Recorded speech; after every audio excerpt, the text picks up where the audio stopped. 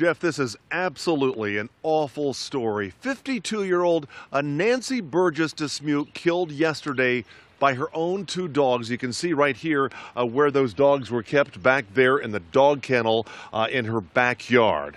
All this happening in plain view of her neighbors. Amber Greer, in fact, lives right across the street from where all this happened.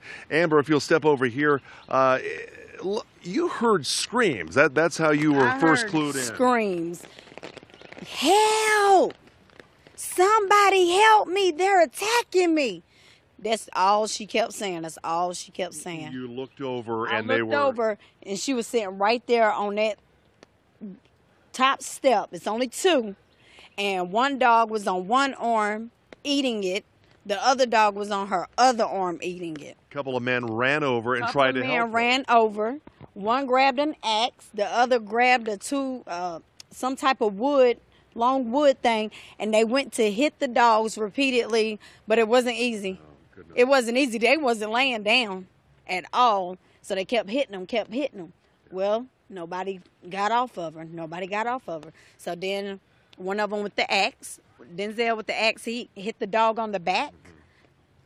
And the dog just ran in the house because the door was wide open. Amber, thank you. Listen, the injuries were so severe, she died later at the hospital from those injuries, according to the Greenville County coroner. The investigation is continuing, and we're told that later today we're going to get a look at those two dogs that latched on to their owner, eventually killing her. No word on the fate of those dogs just yet.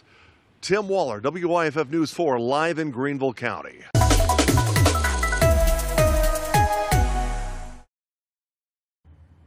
Nigel and Gabby, that decision to euthanize the dogs was made late today. It's amazing the dogs were alive when they were brought here after what neighbors did to try to save the woman. Two dogs described by the coroner and shelter officials as boxer mixes. Blame for the death of an upstate woman as neighbors try to understand. They was trying to kill Miss Nancy. Yeah. They wanted Miss Nancy to die. I don't know what their beef was with that lady, but they was trying to kill Miss Nancy. Amber Greer says she first heard the screams as the dogs tore into the owner, 52-year-old Nancy Cherryl Burgess-Dismuke.